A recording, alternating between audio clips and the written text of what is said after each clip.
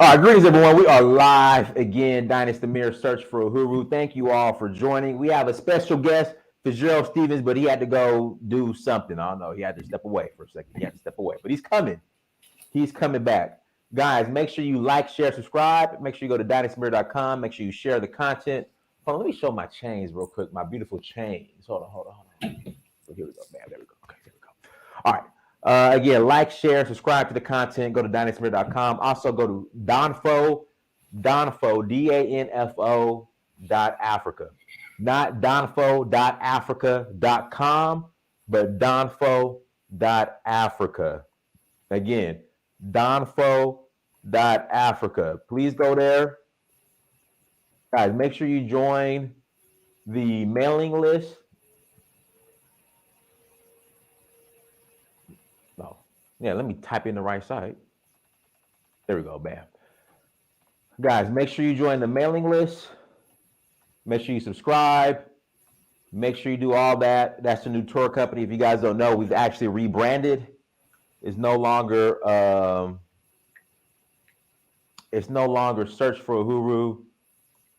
It is Donfo. It's Donfo, the new tour company. We have rebranded. It is now Donfo. So we have a tour coming up. Okay, we have a tour coming up. Headed to Sierra Leone. We are leaving April 17th. Again, we are leaving April 17th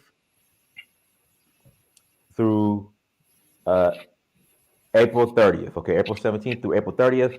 If you're interested in rolling, hit me up. Go to donfo.africa. Send me a message. I will holla black. Also, too, if you're eligible for citizenship, well, if you have your DNA test, DNA results from African ancestry, not ancestry.com, not 23andMe, not Fitzgerald Stevens DNA company, Stevens DNA. It has to be from African ancestry.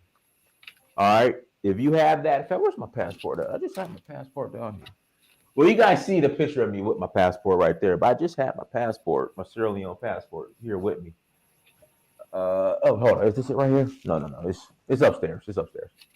So you will be eligible. You're eligible for citizenship. Again, you'll be eligible for citizenship if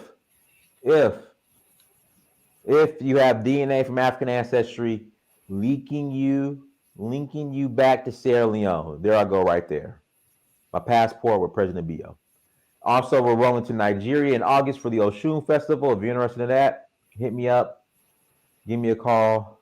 Man, Ubuntu African. You should have did that like 3-4 months ago, brother. But they're supposed to have another ceremony in November. So, but the prices are going up. I can tell you that right now.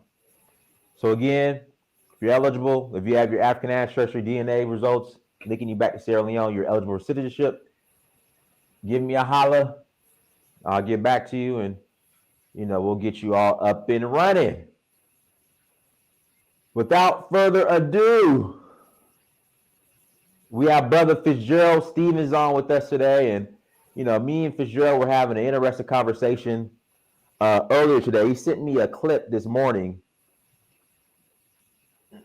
Again, he sent me a clip this morning from what's that? Black News Television, Black News TV. Is that the station, Fitzgerald?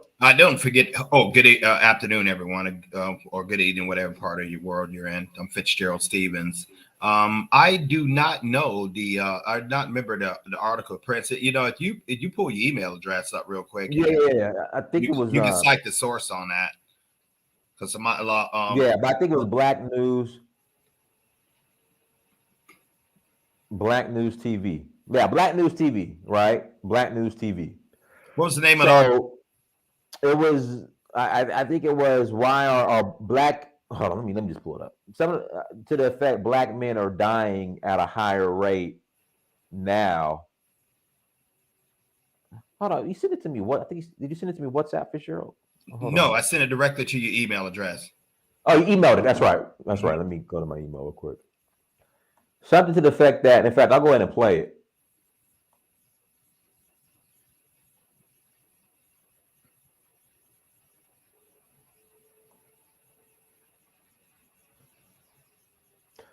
For sure. Which email did you send it to? Was it a Dynasty Mirror email? I thought it was Amir Dines.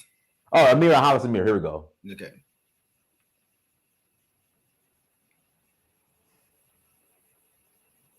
Here we go.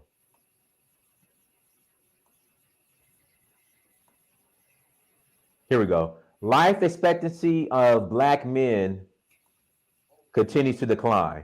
And I want to watch some of this. I want to watch a piece of this clip, some of this clip, because they were bringing up the reasons why the life expectancy of black men, why it's declining. I agree with some of the points, but some of the points, what I mean by I agree with some of the points, it was majority was, the system. It's the system. I agree that when it comes to being locked out of, I would say the financial system, black people being historically locked out of the financial system, as far as back in '08 with these predatory loans, how it affected black people. Black people not given access to loans, to equity, to money. I agree with that part. But then he got into the the crime and black people, black men, they're we're giving higher prison rates. I mean prison sentencing, higher prison. We're giving higher. What I want to say, the prison. We're sentenced to higher sentences. We're giving higher sentences when it comes to prison. And as far as incarceration and incarceration rates being higher, and I don't blame that on the system.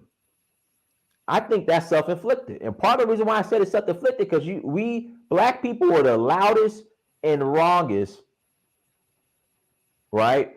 When it came to voting for this guy, Joe Biden, right? Now, Joe Biden, who orchestrated the 94 crime bill, I remember, right, whenever we talked about systematic racism, we always brought up the 94 crime bill and how black men were giving worse prison sentences, spent more time in prison because of this crime bill, and it was racist. But all of a sudden, right, when Joe Biden ran for office, poof, all that goes away. All gone. We were told to let it go. We were told to let it go. We were told it's over. Let it go. We got to forgive this man. We got to forgive him. Even though we got brothers in prison right now doing 25 to life for having a dime bag, we got to forgive them. Let it go. Let it go. So once they started bringing that up, I said, nah, that's self-inflicted. Nah, I'm not blaming the system for that one. I'm not blaming the system for that one. All because a guy was mean on Twitter.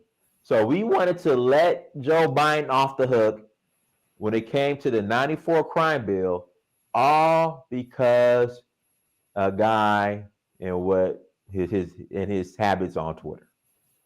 So I said, nah, I'm not buying the prison and all that other stuff, and nah. But as far as discrimination when it comes to being locked out of these financial systems, absolutely, I agree. Redlining, not having access to loans, not having access to money, I agree. But when it comes to the sentencing part in the crime bill, and and our prison sentences being disproportionately higher than our white counterparts, nah, no, especially after who we put in office. So those are my thoughts. Fitzgerald, what are your thoughts? Well, let's talk about the expulsion rates of young black boys out of schools, primarily by white teachers, white female teachers. For sure. Can I interject real quick? Can I interject? Yeah, All right. So these schools, are they in Republican districts or democratically ran districts? most Democratic districts. But you know, I already gave my solution on that during our show last week about that. Uh-huh. That's why that's why it's so like the audience and with kudos to Mr. Tunaja for Mr. Black African, no, Mr. Tunaja for asking the question. I said I think we ought to pull our kids out of school. I think that would be a huge deterrent for this crazy behavior and people actually people actually putting us in those situations in the first place. And I really believe that, but who has time to take responsibility for the child that you created and take time to homeschool them? And yes, I'm being sarcastic with that. No, Don asked, hey man, 80% of this is our fault. 20% goes to the system, and you want to put it at 80-20. Okay, 80-20. You are responsible for your behavior. You are responsible for your choices. No, nobody made you do the things that lead to higher poverty rates, higher incarceration rates, higher rates to lead to less education, higher rates for not starting your own business, depending on capital for someone else. Higher rates for misinformation. Often a lot of it comes out of churches, but for allowing them to keep spewing that rhetoric that is not really helping the family structure a lot. Maybe that's certainly a lot of it is anti-male. Maybe that's how you have a huge percentage of your congregation with women and not males, because we don't feel like we really have a home there. Higher rates allowing degenerates to sell drugs in your community without holding them accountable, thinking you snitching if you don't get a bad apple out of your community. Higher rates for allowing your children choices that they're certainly not mature enough to make, that can lead to lifelong consequences. Oh man, we can go on and on and on. And Dynas and I talked a lot about this. We talk often about our shows before we get ready to put them on, but how we're going to go, what the topics are going to go. And he had to correct me this morning, because I read the article and I said, well, yeah, man, these factors, this and lack of COVID treatment here, and the lack of capital there. And he had to remind me that I was breaking one of my own rules with personal accountability. It comes a time when you have to look at, say, what am I doing? Or then before you can say we, what am I doing? What choices am I making that place me in this situation anywhere, place me at a disadvantage where someone can have their foot on my neck? Was that them, or did I put myself in that position? And if I have placed myself in that position, what causes me to continue to put myself in that position? Didas, do you know black victimhood is straight out of the book of white supremacy?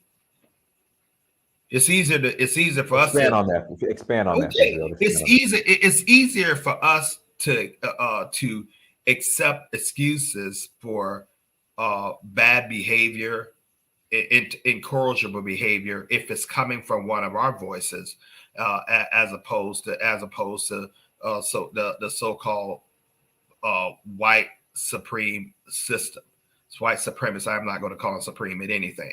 The white supremacist system. Now, is this indictment to all whites? No, I'm talking about the system that's put in place, a system that allows them to benefit, solely first at everyone else's expense. But I heard a story one time that would probably explain this better. When the axe went into the forest, the trees said, "Don't worry, the handle is one of us." Think about it a little bit now. Hold on, repeat that again, Fitzgerald. Repeat that again. When the trees saw the axe coming into the forest, they said, "Don't worry, the handle is one of us." Other words, the handle is wood just like us. Surely he can't mean us any harm. But that's exactly what has occurred. I'm tired of the rhetoric of it's everyone else's fault. You know what? There are black doctors out there. There are black attorneys out there. We can go to them. There are homeschool curriculums out there. There are black colleges out there, black athletes. You don't necessarily have to go to the Alabamas or the Georgia of the worlds. You can go to black colleges. You can make a dynamic shift that you can have that the television revenue is going to follow. Revenue doesn't follow Kirby Smart or Nick Saban or any of the major coaches. It follows the players. And so if the players were to demand more and go to institutions that are like historical black colleges, NFL is going to come for them, and television contracts are going to come there, and then those schools are going to get those schools are going to receive a lot of that television revenue. It takes someone stepping up to do this, but pretty soon the movement's going to catch. My favorite coach is not the coach at alma mater I graduated from. My favorite coach right now is Deion Sanders, coach of Jackson State. Why? At least this was a man who probably could have went almost to any program. Prince, he was just that good. But he chose to go to a black college and empower that system. He has proved that if you get top talent, you can get top talent there, and you can make a difference. Man, we can't go on not taking personal responsibility, not taking personal accountability, and almost like we feeling good, like we have someone to blame for the plight we're in. I mean, I don't see how that flies. So Prince, man, thank you for drilling that point home. To me, obviously, I was off in my thinking. I don't know what it was, if I was sleep deprived or whatever, man. But normally, I don't think like that. That's the power of media, Prince. That's the power of media. You see how you can hear something and it can get into your spirit, and you don't really question. You just take it face value verbatim without really challenging that. No, without really challenging that, and so that's what I did, man. But what do you think on this? No, I'm muted because sometimes there's some feedback. No, Fitzgerald, I've came to that conclusion that the majority of our issues in the black community is self-inflicted for the past, I would say, almost 10 years. Now try 60. The Democratic Party has had control over the black, get about 80% of the black votes since 1964, since the civil rights legislation, which really they didn't do crap. I mean, hey, that we still trying to that was almost like we'll give you your rights of a human being in the United States of America. We'll put it on a lease or retainer, but we're gonna have to renew it every time. Nobody else has to go through that. But how they enjoy such a monopoly without being held accountable.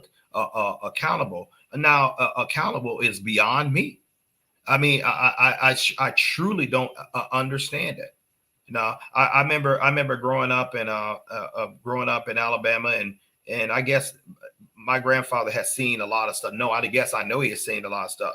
Well, it came time for me to vote, and I was a little bit like I am right now, just a younger version. And I said, "Granddaddy, who'd I vote for?" He said, "Just go in the voting booth and pull all D's." I remember he said this to me. Just go in the voting booth and pull all D's. And as a 16, 17-year-old boy, I said, Democrats will give away the country if you let them, because they was with anything goes. Illegal immigration that mostly hurts us. Everyone else getting reparations or getting special treatment except black people. All disproportionate policies that was really wrecking us on the side. Yet you got a guy who come in there, play a saxophone and put on some sunglasses, come to your church. You know, you got guys who come around every 4 years, but they don't seem to be beholden into the community or taking care of the people who putting them into power, almost like, you know, the black vote is just taken for granted. And when I say taken for granted, is that the Democratic fault or our fault? Our fault, because we don't demand nothing for it. We don't demand nothing for our vote. No. And so for any of those who think, oh, well, Fitzgerald sounds like a Republican, I am neither. I am highly independent. I vote in the best interest. I vote in the best interest of myself and my community. Okay, that's how I'm doing. So I'm what you call a voter free agent. You know, I'm looking at your track record. I'm looking at your policies. You know, your history, your voting history, how you have done. What are you doing there? But nevertheless, I think the table's somewhat turning on with that particular subject, Brent, because for those who went out there and wholesale for Mr. Biden, a lot of prominent black people doing get out and vote. Up to, you know, and Biden is showing his true colors as Mr. Brandon, a aphorism would say. Now, you know, everybody's quiet as a church mouse. No, I mean, let's look at this. He said he's going to do reparations. He said he was going to. Let's see here. The George Floyd bill, voting rights. George Floyd, this Voting Rights Act, and we're not talking about, you know, bashing one particular problem, bashing one particular group. Hey, let's call a spade here. You know, that's what Stevens of the Mirror does. And so no, everybody's quiet as church mouse. No, no. I was like considered anomaly for not voting for Trump. I mean, not voting for Biden. You know, I mean, and all this stuff, but man, and I submit to you that he'll be worse. He will be worse on the black nation as a whole than Trump was. It's already coming. So this is his first year now, guys. We still got 3, as our illustrious host Dinah Samir reminded me of that. But nevertheless, that's all our responsibility. That's all on us. Now, am I trying to say the group? No, I don't think for the most part, not let something cataclysmic calamity happens, and it already has happened. I don't know what the right event to get us as a people to move as one for our interests instead of trying to parlay at everyone else's and to be used as pawns for every other group but ours. You know, I'm looking at videos. Some black dudes talking about he going over to fight for Ukraine. You know, when they're clear, they're throwing pregnant mothers off and putting children off, leaving them out in 2-degree temperature because they like Ukrainians first, or and some cat up there, president, talking about, you know, this can't be happening. This is blonde hair and blue-eyed people, and we're seeing we're seeing that, and you know, we're civilized. In other words, you're not like. You're implying that anyone who's not of that persuasion is uncivilized. The people in Afghanistan, Mali, France, the people of the African nations, the people of America, black people of America. You know, our family is just as important to us as yours is to you. You're not the special. You know, I mean, so now we can't see any type of reparations or any type of job training programs. Can see when it comes to that, we'll push this back aside, Democratic Party. But you can write a check for $16.7 billion to Ukraine like that without over any oversight or anything. Reparations, you got to do a study. One of our great entertainers, and I'll say leaders. I'll put him up above a lot of the civic leaders we have right now. Mr. Ice Cube. He said, "Hey, you know, let's get something for our vote." I'm not saying, you know, no, just don't go wholesale. Let's just hold these guys to the fire, man. Was he ever ridiculed? he ever ridiculed. Trump wanted to actually sit down and meet with it. Not Biden. Biden said, "We'll do something like that. Oh, we'll do something like this over after election." Still hasn't came up. Still hasn't came up. Prison reform came brought up. How about that one? He said we're gonna defund the police. How about no, hold on, Fitzgerald. Let me interject. This is where I was going to interject and interrupt you at. He wants to fund the police even more now. Of course, he's going to do it because that protects the system. The police is the first major network of protecting the system of white supremacists. You know that then you got backed up by their judges and everything. Hey, but listen, let's go ahead now before we get some comments and Prince Amir, I'm taking your advice. I got my comments shut off. What won't detract me from my thinking.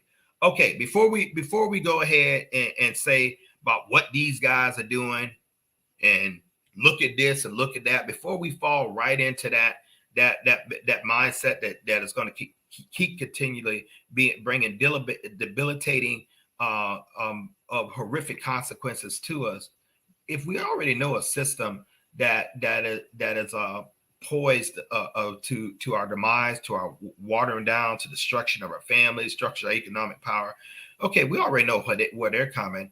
Wouldn't it be in our best interest, even survival, to blend together and create our own units of power? Now, for those of you who say, well, who's going to lead it? Well, I would say start one person, one family at a time, but somewhere there has to be a change. I certainly don't blame the white man for my plight. I certainly don't sit up there and look at things like saying, hey, I'm not hustling because they give me things. I'm taking I realize, Fitzgerald, there was a time where literally when I was at Centos and I was making six figures a year, I was, for some reason, in the back of my mind, I was just blaming the white man for something. I don't know why, just any old thing. Programming. Program. There you go. Programming. Back up what you just said. I'm sitting up here making six figures. In other words, I'm doing something. I'm doing something. Not only as a black man, but I'm doing something probably like 3% of people in this whole nation ain't doing. But I'm still blaming it.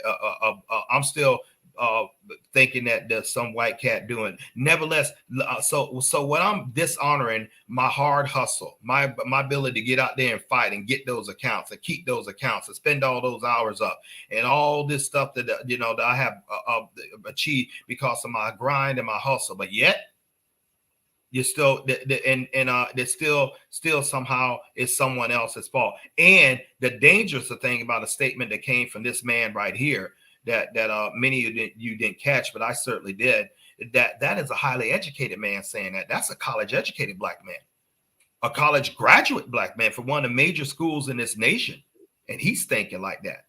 But we see that thinking in a lot of high educated black people. Right. So we seem to understand the education or the income level don't seem to matter. This type of thinking permeates through both the races. I mean, through both the sexes, should I say? Whatever income you're in, whether you're entrepreneur or self-employed, or whether you work a 9-to-5, or maybe you got whatever you're doing. But that type of thinking permeates throughout our people, and it can't be like that. It can't remain like that. Certainly can't remain if we're going to go back to being a great people, which incidentally we were. I mean, something happened with the fall of the 25th dynasty over in Egypt. I mean, we literally ruled the world, ladies and gentlemen. All that science and the mathematics and physics and astronomy and all that stuff, all that came from the minds of black people. Now you get the Europeans, and those cats will take over and steal work and steal manuscripts from the Dead Sea Scrolls to the libraries of Timbuktu and put their spin on it, put their name, and boof, all of a sudden they discovered it. And a lot of the stuff you're seeing that the societies they are built and maintain, that was given by ancient wisdom, mostly black races who were highly advanced. Man, them cats went so-called swinging in trees like the Tarzan movies, want you to believe one white cat and one white woman are going to go in the jungles of Africa and just conquer everything. He's going to go talk to animals, but black people who've been there for millennium can't do it. But that's another narrative. And so we were great at one time. I think we ought to go back to the old blueprint, Dynas, and when we had our own universities and we were world traveling. You know, the travelers, you know, Africans were coming to Americas centuries before Columbus so-called discovered it. You know that's Columbus discovered America. He was looking for another trade route to India, so he just happened to stumble across the Americas. No, I mean, it was black people here centuries before these guys have showed up. You know, where our footprint is all over the world. What happened? I don't know, but that's what a starting point that I would like to see about. You know, what were these guys doing? How were we ruling, and how were the Moors ruling in Southern Europe and particularly in Spain and bringing mathematics, geometry, advanced what levels of thinking. They didn't know nothing about bubonic plague down in Africa. You know, when even recently, but like in 1929, when the Depression was going on over here in the United States, Africans were somewhat immune to that. So they didn't know about that. You know, and so what were they doing, and how were they advancing? How were they building their architecture? How was their school system training? Now, I think we need to go back to the beginning. Somebody needs to find that out and applicably apply that to the family first, and then to the community, then to the nation. But something has to be done. I refuse to believe that we're lost as a people. Dynas, I almost bought that, but I refuse to believe that we're lost as a people. I think we can get back, but on the stream and of that, we're waiting for someone to pull us out. We're waiting for someone to give us help, or someone to deliver us out of this plight. Who we're waiting on the same people to deliver us out the plight who have created it. I think it's very, very foolish. So no, I totally 100% reject the idea of that people, that there's outside forces doing this to us. I think we're doing an excellent job, doing this to ourselves. And I think we're falling. We have fallen into this victimhood mentality. A lot of victimhood mentality. It takes the edge off of you. You're like, okay, I can't get up there because what's the use? Or or here's a statement you probably heard Dynas and paraphrase, and it maybe in a different way. Well, what's the use of trying? They ain't gonna let me win anyway. The man ain't gonna let me win. Why should I even try? No, the black woman, she ain't gonna support me anyway. As if she's the only one of several hundreds of millions of black people. And then I love black women, in particular very, very slim, dark-skinned black women. And when I say dark-skinned black women, I'm talking about the color of my shirt. I mean, I just, that's taller than me. I'm 5'8", 5'9". I had that. No, I mean, that's my preference. That's my preference. I'm most comfortable with a black woman. I can relate to her more. Now, my thing of the matter is, since I got older, well, she don't necessarily have to be a black American woman. There are plenty of black women in other parts of the world. So I mean, so that's my preference. I can't say as far as what yours, because I believe in black families. That's what I do. I've never dated outside of my race.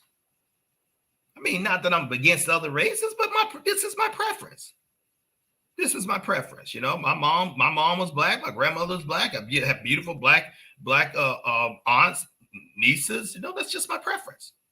No, but nevertheless, I don't look at my skin color and like, oh man, I just don't like her because she's black, or I don't like him because he's black or he's ignorant. I don't ignorant as far as for that. Ladies and gentlemen, we got to find a solution.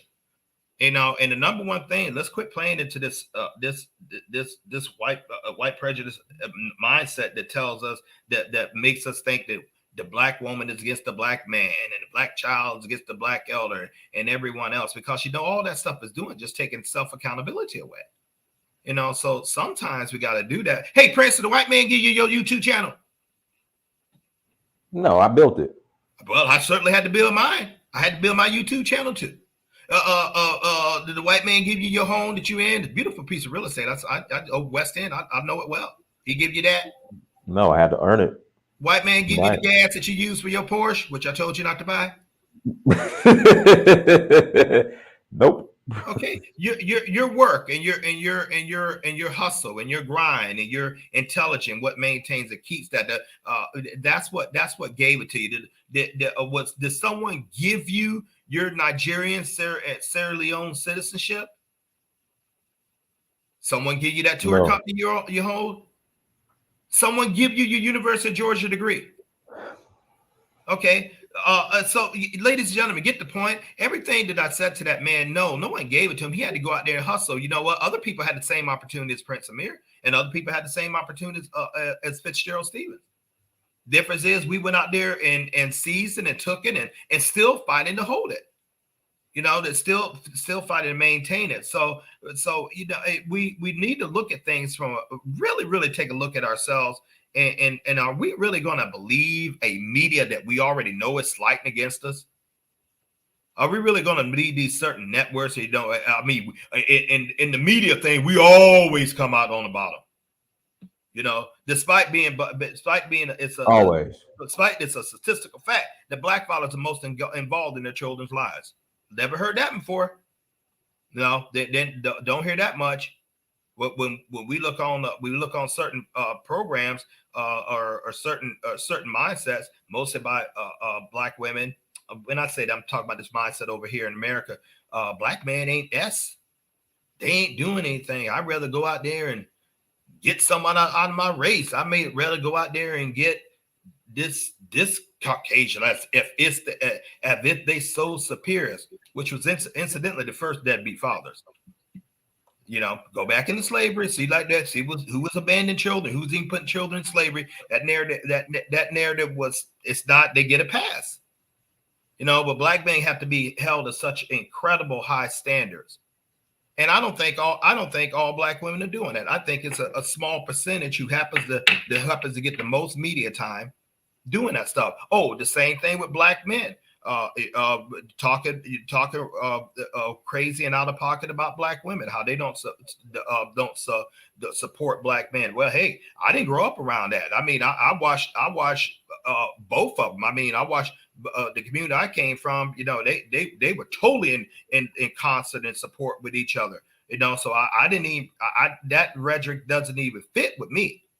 And they also had a high degree of responsibility and a high degree of seeing wanted to know if their life is going to. Oh, these are people who grew up under segregation. Ladies and gentlemen, back in 1983, when I graduated Louisville High School in Louisville, Alabama, we and I wish I had my yearbook that I could physically show you.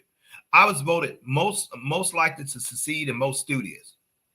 I was the black person voted that. There was also a white section, most likely to see most studious. We had a black homecoming queen. We had a white homecoming queen. We had a black prom and there was a white prom. This is back in the early 80s in Alabama when I was understood. And to us, that was normal. We went on the bus and the Georgia times, maybe a few of us mixed together, not many. But we went in there and hey, we played sports together. And after that bell rang, man, black people went with the black people, white people went with the white people. We didn't interact. We didn't go to anybody's churches, stuff like that. That was normal life for me. That was in the 80s. So now, what point am I trying to make on that? We knew then that if we ain't gonna mix with you, you ain't gonna mix with us. Hell, we gonna have our own. We don't need to go you for anything. We got our own farms, we got our own lands, we got our own money, we got our own livestock. We cool. Because we didn't expect it from help from someone else to help us. That's what, that we had our own businesses. We had all that. That's the mindset I came from, Amir. So my thinking is a little bit, we had to work with each other because that's all we had. We knew those guys weren't going to do anything for it. Now it was worse in my father's generation and still worse in my grandfather's generation. But nevertheless to say the communities were all we had right then. I said it once and it bears saying again. I think one of the worst things happened to us was integration. I really do. One second, Fitzgerald. Guys, hit the like button again. Please hit the like button. And link is in the chat room if you'd like to call in and add to the conversation, contribute to the conversation. Link is in the chat room. And please, guys, hit that like. Hit the like button. All right, go ahead, Fitzgerald. It's simply because the integration seemed to be that took our will to really get out there and stick together as a community and formulate our own. No. You don't have to be discriminated going down the highway and someone don't let you stay at the hotel because they color your skin. No, that's wrong and it shouldn't be allowed. No, you don't have the right to be discriminated. You want to live in a certain neighborhood or your money spends just like anyone else, and you should be able to buy the house just like whether you want, regardless of your skin color. So yes, take those things. Yes, I agree. Have the right to vote. Yeah, take those things, but don't abandon your own. Don't abandon your own structures that built your family and built your business and leave it because you want to go to a Woolco shopping counter or you want to go to a store or even go to a school that is proven to be hostile to you. Don't abandon your own, just because you have the right to go to someone else's. That don't mean the wholesale you just give up on your family, give up on your businesses, give up on the things that made you great. And you as a people, great, don't allow someone to give you an opportunity to say, hey, we're going to help you with our welfare, which shuts down your entrepreneurship because they tell you also can't make a certain amount of money there. We're going to help you. We're going to help you with welfare and give you aid. But nevertheless, the father figure, the black man, he has to be out the house, and that was signed off by black women. Don't do that. And we see the consequence. Then we want to talk about how people keeping us down. Right. No, man. We got a caller. I'll just get ready to tell them to come on. No. Go ahead, Sim, please. First thing first, my brother. How are you doing and how you doing, Mr. Fitzgerald, my brothers? Good to see you, doing good. Praise God. Good to hear your voice. I hope your family's well. Praise white Jesus all the time. But check it out. Come on with this shit, man. They don't do that. All right, I said, praise God. All right, let's go. Hey, he might not be always where you need him, but he always on time, right? You know what I'm saying? Okay. I understand. You know what I'm saying? Ask the slave for 400 years how on time he was, but I digress. But salute to Dinus and what he doing with his platform. Salute to Dinus what he doing over there in Sierra Leone and Nigeria, and now he's promoting this tours and trying to be a middleman or so to speak, or a point man for people that want to go over there and learn about their heritage and learn about their lineage. So salute to that. I hope he continues to grow, and so I hope he continue to prosper in all his endeavors. Now, after we don't got all that out the way, you know what I'm saying, we get to the black people. Now, the first thing I want to say to this is that it's amazing. It amazes me. No. Change that. It behooves me when we talk about politics and we just show black people what they do and show it back to them, read it back to them. You know what I'm saying? Then all of a sudden we sound like somebody else. Why do we have to be somebody else to show black people our dysfunction as a whole? You get what I'm saying? So it just amazes me how it's the equivalent of saying, well, the Democrats, they don't hold us accountable, but Republicans hold us accountable. That's the logic that's the talking points of the argument that's promoted out to black people. It makes us look dumb. You know what I'm saying? And on top of that, it's just like saying if a black person speaking correct English, then he's talking white. You know what I'm saying? So this is what we do to each other. You get what I'm saying? To the point that you have people growing up in neighborhoods, even though they talk another way, you get what I'm saying? They have to dumb it down to fit in around black people.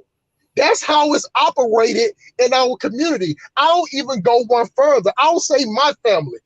I got family from Bankhead, Perry Home, Herner Home, Techwood, Macon Homes, Tender Height, Felton Home, Alphabet City, this Macon, Georgia, and Atlanta, Georgia. I got hood booger DNA all through my family. But when I come around, let me stop you for a second. Go ahead. I'm gonna turn you around 180. I want to hear this brilliant mind of yours saying, what's the course of action moving forward? I've listened to dozens and dozens of shows, unfortunately, talk about what the problem is and what this is. But I want to use this brilliant mind of yours, and I do mean brilliant. And I want you to put that same energy, spin it, starting right now for the next word come out of your mouth and the next sentence come out of your mouth saying solutions. Give the audience a solution, because right now they sometimes people think truth is actually beating up on them. But how do we go forward, sir?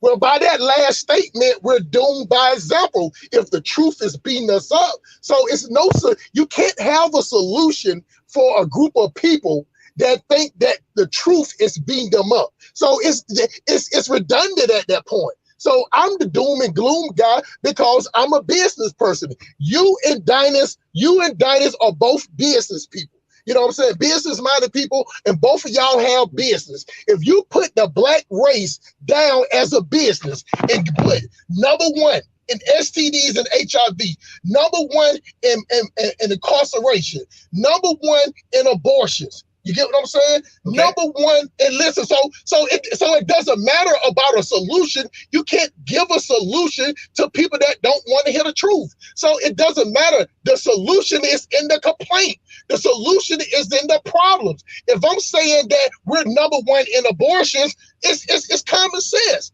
How can you stop being number one in abortions, Dinas? How can you stop being number one in abortions? Stop having abortions. Okay. How can you stop from being number one at killing, being committing murders? How can you stop? What's the solution, Dinas? Stop killing each other. See, that's what I'm saying. See, sometimes, and I know Fitzgerald, he's a smart guy. I listen to him all the time. But see, black people use that. I know that he didn't use that as a deflection, as solution. No. But you get what I'm saying? But I know you didn't. I didn't even take it that way. But I'm sharp with it, man. I got, you know what I'm saying? I got the gift. I'm the exceptional Negro. You get what I'm saying? So the thing about it is, you cannot offer anything other than you cannot offer another solution if the people that's doing the wrong don't see nothing wrong with them doing wrong. Okay. You get what I'm saying? Yeah, I agree. Now that you put it like that, I agree. So you're accentuating the problems until people get tired of the problem. But surely, sir, the problems had already been situated. Now, what stops people from changing? What stops people from moving in a direction for our own best self-interest? That would be the better question. What stops it? Okay. Okay, I got you on that. So what stops us from changing is the system that we raise up. You get what I'm saying? So if we are part of a system, if we're part of the system that would give everybody, but what we do, generation depend on it. If they give us free food stamps, you get what I'm saying, and they come around and pat you on your head like a dog every month, but then they lock up a high proportion of the men of that race, and they raise up the woman. You get what I'm saying? Okay. It's nothing that can be done, because at that point right there, it's a separate. Right now in our community, bro, it's the black woman has separated herself from the black man. Even when you brought up the thing about Ice Cube, I wish that you would elaborate on it further when you said that they got on him so bad. No, that they didn't. Not only did they crucify him, they actually got on him so bad that black women were saying, "Well, what's in it for us? Not what's in it for black people as a race." Brother Dynasty Samir, what's in it for us? What is set to the side for black women as a whole? See, so it's no unity in the thought process of the way the system is promoting black women. Now, we got a few black women that's woke. I give it 15%. You gave it 80-20. I say 85% of black people are useless. You get what I'm saying? But the problem is in our community that the 85% of useless black people are the ones that celebrate it. And the 15% that are considered the elite, the business people, we're not even respected. That's how it is in our community. You get what I'm saying? So the only way we can turn around if the system collapse. It's just like you said. So I agree with everything you said. It would take something catastrophic. I'm gonna even go further. I'm gonna even be more extreme. I wish that Russia and America go to war. You know what I'm saying? Because maybe at that point, my brother, that black people will stop looking at white people, putting white people on a pedestal in the mind frame. You know what I'm saying? Maybe these African countries, if a war was to happen between the two superpowers, that those donations will stop. It won't be 300, 400 million in aid. You know what I'm saying? To keep African countries sucking on American titties like a dog. You know what I'm saying? With 18 titties. You know what I'm saying? Giving out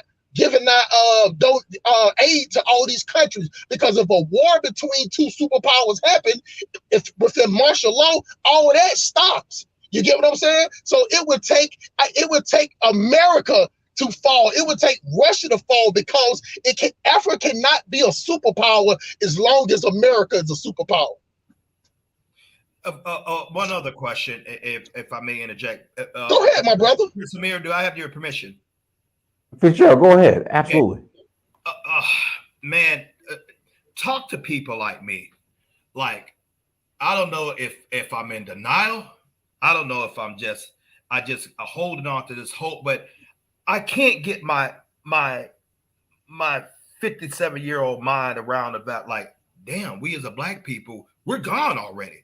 I seen a comment like this today. I was talking to one of my close friends, and he said that the black family is gone. Something in me doesn't accept that, man, this can't be turned around, that there's like we're gone. I mean, you know, it's almost like there's no hope. It's almost like we're in the ground right now. And you know, talk to people like me. I did it.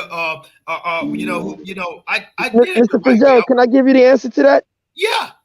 The answer is very simple, Dinus. We need to reclaim our indigenous ancestry. Did you know that George Washington is George Washington? We not trolling today. Oh my God! We got it several times. Yeah, you Nigerian. We not trolling. Not today, Gassimo. We not trolling. I'm not Nigerian. Don't lie on me. With that said, I'm going to be wishing you guys a peace and blissful day. We're not trolling today. Okay. We're not trolling today. Hold on for a second. I gotta kick you off. Hold on for a second. I was talking to the SIP Police Academy. That's who the question was directed to. I got okay. You know, let this man. That's my question directed to. I want to hear his thing. We can let the other guests come in, but you know, I need to. That man was the specific one I was talking to. I got you. You know what I'm saying? But you know the type of person that I am. If somebody jumped the gun, you know, I'm not gonna interrupt them. I'm gonna go ahead and let him say his thing, because I don't heard him before, and he's basically trolling. So you know, it's a little how white people have that dry humor when it comes to things. But I get what the brother's saying. But let me talk to you as a person that don't want to let go. See, sometimes it's a lot of black people that have a great idea. You know what I'm saying? It's the same way how black people romanticize about Africa. You know what I'm saying? And they jump off the plane and they kiss the nasty ass ground, you know what I'm saying, and want to go hug everybody in the slums. You know what I'm saying? It's a romanticizing. It's a lot of black people have a romanticizer because they know the history. You know what I'm saying? You know more about history than the average black person. You get what I'm saying? Most black people don't know no history. All they know is that we came over here on boats. You get what I'm saying? If you ask them about the times, the date, the time stamps, what ships, you know what I'm saying, which other countries that black people go to, most black people can't even tell you that. These the same type of black people that go to church every day and throw their hands up and watch the preacher throw a handkerchief up in the air, turn around and catch it in his asshole because they don't read the Bible. You know what I'm saying? They'll rather let a rich nigga read the scriptures, tell them about the Bible. So I brought all that back to tell you is that you are a person that you know the history. You know the Black Dynasty. You know what I'm saying? No pun intended. You get what I'm saying? You know that history. So you saw it just like in your statement before, my brother. You was talking about how we ruled the world. You know what I'm saying? All the mathematics and the sciences came from us. You know what I'm saying? Teaching the Caucasian persuasion, you know what I'm saying, how to bathe, how to clean themselves. That all came from us. How did we lose that? There's nowhere in the world we can't get that back. But now let me bring it all back to a business sense. You know what I'm saying? I own my own business. So the equipment that I use, you know what I'm saying, cost me $130,000 to operate for as my business. Now, the person that created my equipment, you know what I'm saying, he sold it off and he's broke and he's homeless. You get what I'm saying? But the historians will tell you how great of a person he is while he's broke and busted, you know what I'm saying, and disgusted. But I'm the one that's grossing over $200,000 a year off his inventions while he's making nothing off of it. But if you go with the historians, they'll talk about how great he was for inventing the equipment. But the Bank of America is going to tell me how great I am when $4,000 a week hits my bank account. Do you get what I'm saying? So this is the thing about where knowledge and people that's study history are more romanticized about the black race. I am a businessman, and if me, you, and Dinah sat in a room and said we're gonna invest in a people, so let's put black people down on paper as is this something a viable investment? All three of us would say hell no. We ain't finna invest in that. I'd rather invest in Enron stock than invest in the black community because everything is going down. Well, businessmen look for returns on their investments, sir. Exactly. So if everything about the black race is going down, the numbers are going down. You get what I'm saying? And the type of that, even though when we're at our now, we went from the second minority, now we're the third minority. And then some type of way, the Democrat plantation still getting the third minority to cap and save the second minority when the second minority don't give a fuck about us. We know that them Latinos don't fuck with us at all, but you still got black people talking about some black and brown coalition because it's catchy. Them white people, they have meetings, what they call them, strategy meetings on the words to see if black people like the words. You get what I'm saying? And some black people like that, talking about the black and brown. It affect black and brown. I have never heard a Latino person. Hold on. Let me stop you. It's simple. If I can interject, Fitzgerald, Fitzgerald, the story you sent me, Black News Network, black and brown. That whole time during that story you sent me, Fitzgerald, the whole time. Mm-hmm. Mm-hmm. I appreciate that. You know what I'm saying? I be dropping jewels, you know what I'm saying? Like in the ground of Congo sometime and don't even know it. You know what I'm saying? How things fall in circle because it's a plan. It's a planned message because black people like symbolism. You know what I'm saying? You can throw a party and throw a party in the country and let the KKK surround black people, but long as it's music, fried fish, fried chicken, it still will be some black people that'll show up. That's how ignorant we are as a people. We like to be entertained and we like to entertain. You know what I'm saying? That's why when it comes to business, we always use an excuse to conduct business. Now, we'll work for a white person for 30 years. As long as that white person don't call you a nigger and kick you in your ass, you'll work for him for 30 years and you'll raise your kids up to be an entrepreneur. The other solution, Mr. Fitzgerald, is that we should be raising our kids up to be entrepreneurs, but we don't. We raise our kids up to be employees. We can't wait till our kid when they turn 18 so we can kick them out. We even joke about it. You know, two things we joke about as Black people as killing our kids, beating the shit out of our kids, and putting our kids out the house. You get what I'm saying?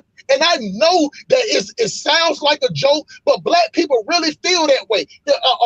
Some Black females can't wait for their daughter to say something wrong out the mouth when she turned 18 so she can put her ass out the house. And what did that little girl do? She go to McDonald's, she go to Burger King, she go to Family Dollar, she get with another female around her same age, and now they sit up here trying to pay $800 rent.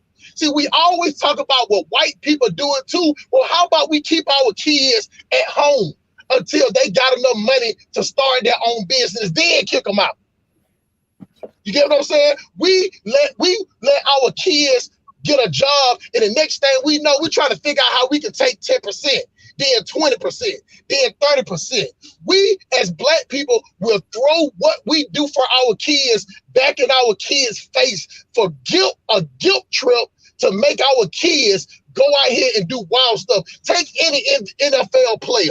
Take any NBA player. The first thing they start talking about is what you got to do with your mama. I got to take care of my mama. Who they taught them nothing. Hey, like Drake say, you ain't help them shoot a jump shot. These players that have this gift are naturally gifted. Mama ain't did nothing but lay on her back and let her dude jump on top of her like a fish out of water, and there go a baby. There go a LeBron. There go a Kevin Durant. You get what I'm saying? But when it comes to open up a business and teach your kids about Roth IRAs, we don't teach our kids that. Even Mr. Fitzgerald, our radio stations don't even promote that. What do our radio stations promote? Something about a strawberry letter, paternity test Wednesday, who in your business Thursday, and calling people at 5 o'clock in the morning, making prank phone calls. We think that's funny because everything with Black people is a joke. We'll joke ourselves straight to fake hell or fake heaven. You know what I'm saying? This is how we are. We'll laugh off anything. I never forget when they had the hurricane down there in New Orleans. Man, you had Black people out there, the cameras on. The Black dude was out there dancing in the rain, you know what I'm saying, spinning and jumping. Still, when water is up to his neck, you know what I'm saying, he's still out there dancing and shucking and jiving because we'd rather be seen.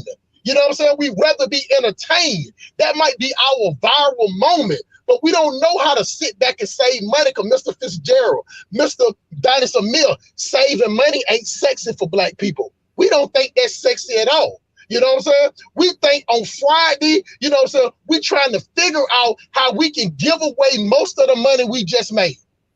We're not sitting back trying to figure out how we can save. We're trying to figure out where we can go and spend our money and it lasts for the whole weekend. Then you know what we do on Monday? Complain about it while listening to a T.D. Jakes documentary on Sirius AM, going right back to church talking about hallelujah.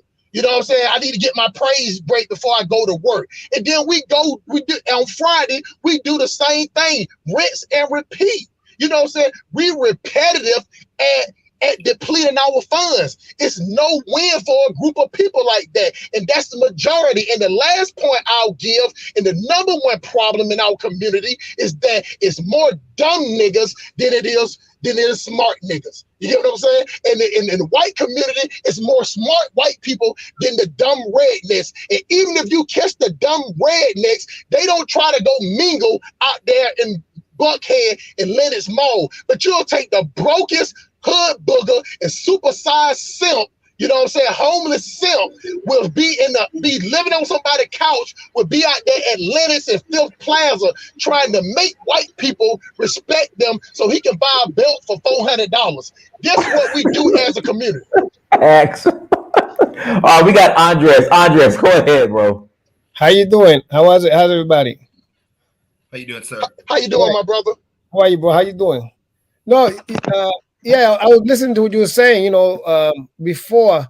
I don't know if that's, limited to the Black community, with the kind of, behaviors you're talking about. I think in any of these countries, you see the exact same thing amongst poor people doing the exact same thing that you're talking about. I don't think it's limited to Black Americans over here. You see that in any country, you see the exact same thing you're talking about. In any country in the Americas, you see the same thing. So I'm not, that's what I see. It's not something that's limited to Black Americans over here, with the people who have no money spending what they don't have. And another thing that I see is an assault, that's been going on for the longest time, where they're glorifying these rap artists, and glorifying the worst behaviors. And it's like constantly just playing. Who the heck else kids are going to look up to? And that's all you put out there. So I think that's another thing that is a big assault. And it's a whole lot that Black people in this country have to go up against. Is it asking too much, but for the youth, to the parents of Black youth to say, hey, look at Dr. Kajanji. He's Black. Look at the business owner down there. That's a Black man. Look at this Black couple right there. Is it too much just to celebrate? Is it too much just to point out examples of people who are doing it right? Look at this Black politician. They're going against the system. This judge is out there making a difference in family court. He's not going for a lot of that BS. Look at them, aspire to be like that. That person's a Black dentist. That person is a Black car dealership owner. Why is it so hard to do that? Yet you can celebrate the Black athlete with a fervent passion. But why is it so hard to point out other example of people in the neighborhood who are skin colors like us, who are absolutely doing right things and doing incredible things, and place them on the same pedestals, thing like that? What's so difficult about that, Mr. Andre? I don't think that's difficult, and I think it is done. Well, evidently it is difficult, but I don't see it done as a whole. Or is it? I'm sorry, I'm from Harlem, and that's all you saw were examples of Black greatness. So that's all you saw in the schools and everything else. It wasn't hidden. What I'm saying is that you have something else that's involved in here. You have a whole media that's promoting the worst elements in behavior and glorifying it. Look right now, Snoop Dogg and Dr. Dre will make the biggest thing. The people that promoted it. If I can interject, we willingly participate in it. That's the problem. I'm sorry? We willingly participate in it. Participate in what? And what you're saying. That foolishness. No, right. But they're glorified. They're elevated to, look at Dr. Dre, the people that brought up gangster rap and spread it out, they were glorified in the Super Bowl, right? Right. That's a powerful medium. Yeah, but Andre, the NFL didn't force Dr. Dre to participate. No, yeah. He willingly participate in it. Right. No, of course. The people that make the money, they don't care. They're the pimps. They don't care, how it affects the community. They never care because they sold drugs, they sold the women. So you can't account on them. It's the society that promotes them. That's a major weapon that you're up against. It's a major thing. So you understand what? Am I making myself? I don't know if I'm explaining myself. If I can interject, Simp. No, I understand where you're coming from. But me and Fitzgerald, we were having this conversation offline. We willingly participate in it. So we can't blame the system if we continue to participate and volunteer to be a part of the system. Well, they are collaborators in the system. So you have to look at them as part of the system. Those are collaborators in self-destruction. They don't care. They're making their money. Okay, Mr. Andre, same thing I'm going to put to the Simp Police Academy, and also Simp Police Academy. Thank you for brilliantly articulating your point, and I love the passion and fire, man. We need that. I mean, okay, Miss Andres, take this brilliant mind of yours too. I'm going to take out a thing. Hey, everybody, listen under the sound of our voice. System is gone. Okay, system is gone. No more system. No more this and stuff like that. Fingers, all 5 of them point directly back to us. What you going to do? Now, what you going to do? Well, that's easy. You know what I'm saying? And this is why I said that it would take for the 2 superpowers to fall down, because at that point, you know what I'm saying, black people will realize how many years behind that we are than anybody else. Like, we're just at the point of just trying to get to the starting line. Hell, Mr. Fitzgerald, we at the point where we still just trying to get along. You get what I'm saying? So if the system was gone, we would have to break ourselves down to its lowest common denominator, to like even like the caveman form, to the Neanderthal form, to the point of just getting along together. We're talking about Black Americans, because one thing about you know, people in Africa, they have this commune spirit. You know, sitting around here eating at the same table, eating off the same plate. You know, let me throw a question back to you real quick, Mr. Fitzgerald. What do you think is the percentage of black people that sit down at the table and have a meal together? I don't care if it's breakfast, lunch, or dinner. I ain't talking about at a restaurant where you're forced to sit at the table. You know what I'm saying? I ain't talking about at S&K Steakhouse or Ruth Chris. You know what I'm saying? Where you go in there and spend $300 and you take a picture of that and show it on Instagram, how you show how you tipped this guy $40. You know what I'm saying? Tell me what you think is the percentage of black people just doing something as simple as sitting down at the table, having a meal and having a discussion with their family. I like to say about 30%, but Mr. Simp Police, when I grew up on that farm back home in Alabama, man, that was normal.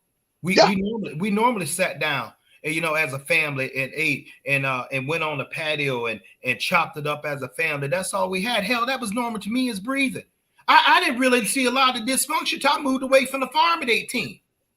You know, which is a huge part of maybe my things, the way I process. It almost sounds like, man, the elders like in denial and that stuff. No, this is what you're talking about. That's how I grew up. We had our own farm. You say like if people's like if the superpowers black people, what you gonna do? I'll tell you exactly what the hell I'm gonna do. I'm gonna go back home to my farm in Alabama. We're gonna reopen up the wells. I'm gonna go ahead and get the seeds out, start planting on my land right there, grow my own food, you know, can like we used to do, you know, put some chickens on it, use the eggs, put some livestock, have our meat taken to the butcher shop and cured and stuff like that. And I'm going to enjoy myself in that nice little country town that I can sort of look at the stars, because I have land down there. So it's easy for me to revert. It is easy for our 2 brothers and I to revert back there. Right. You know, we got somewhere to go. That's what we were taught. I came from a community, man.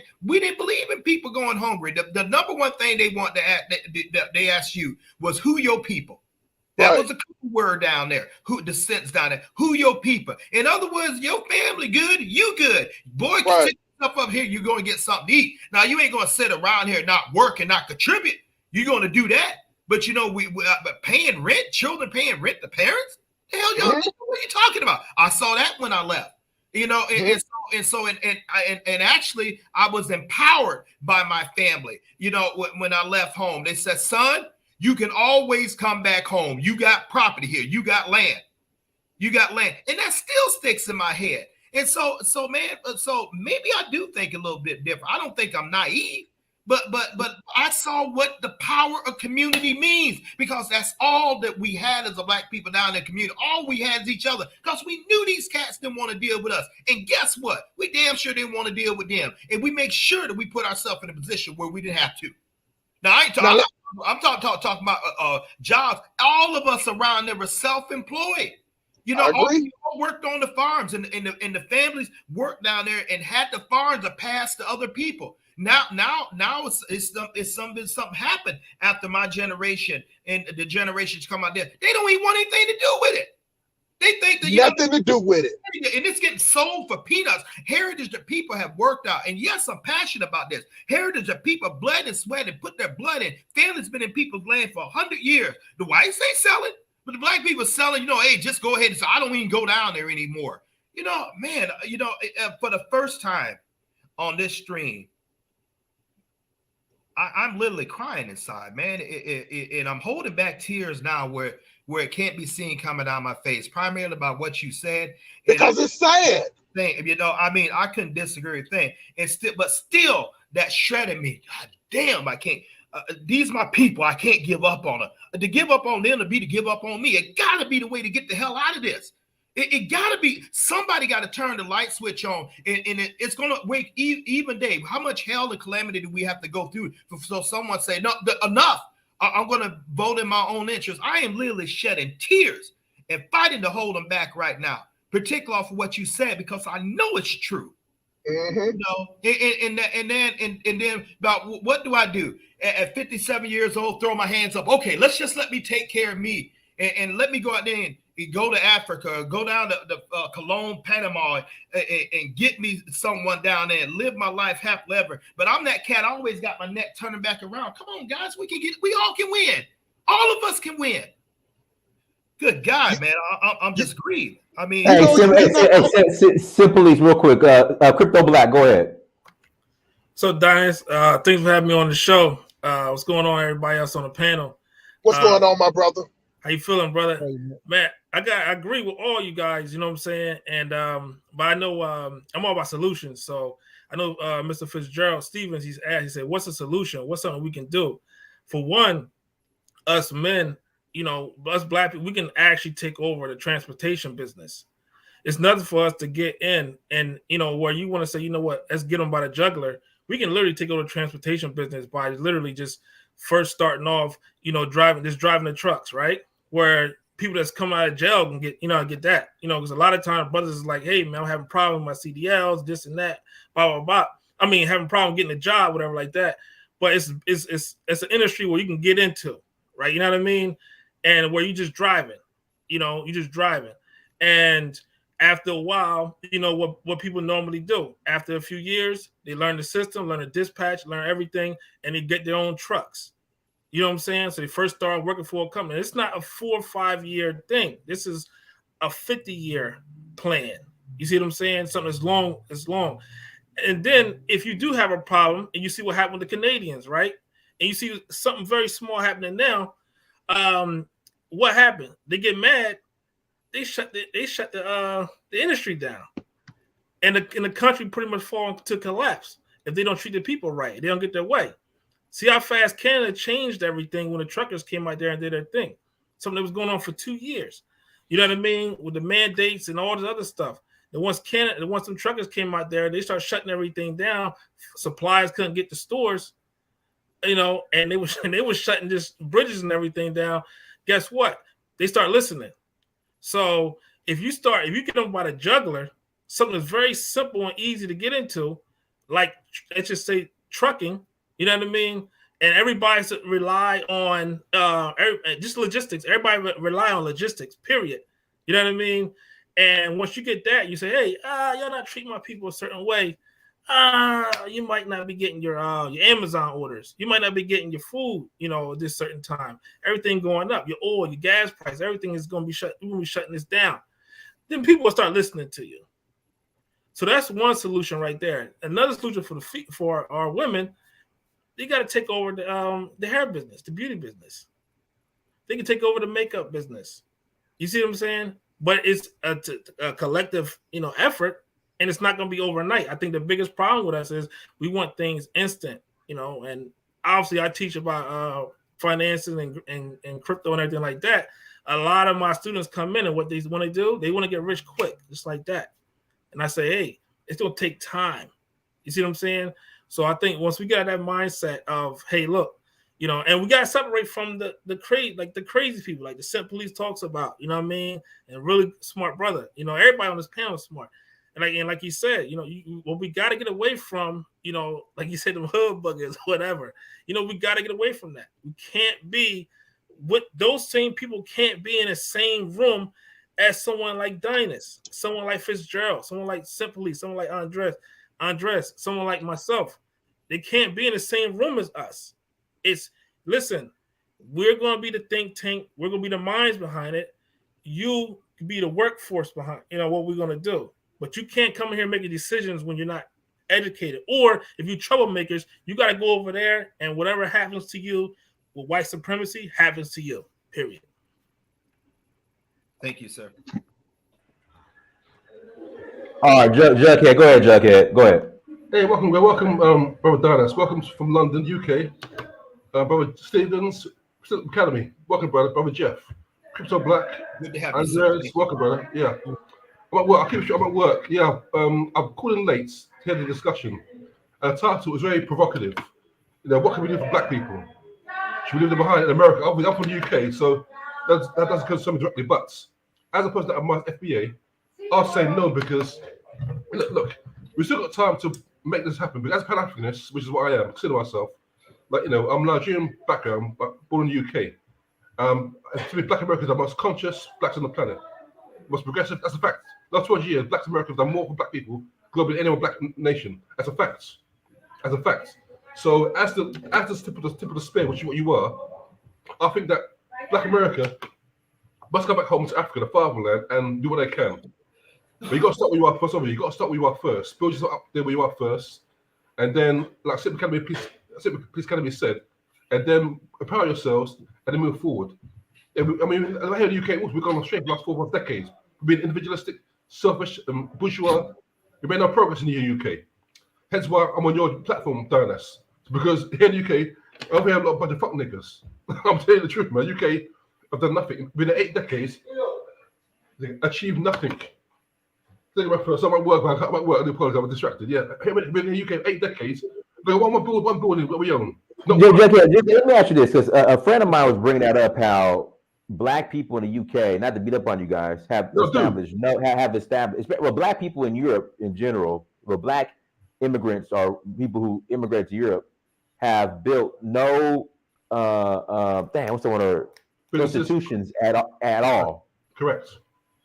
But see, the thing is, it's like that's like a good thing and a bad thing, because black people in Europe aren't as comfortable in Europe as black people in America. I think we are in the UK.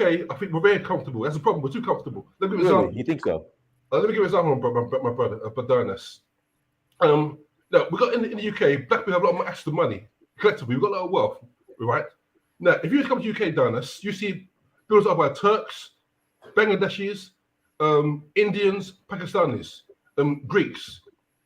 Right, if I want building owned by Black British, when we discuss reparations, we got to build it owned by the Wazungas.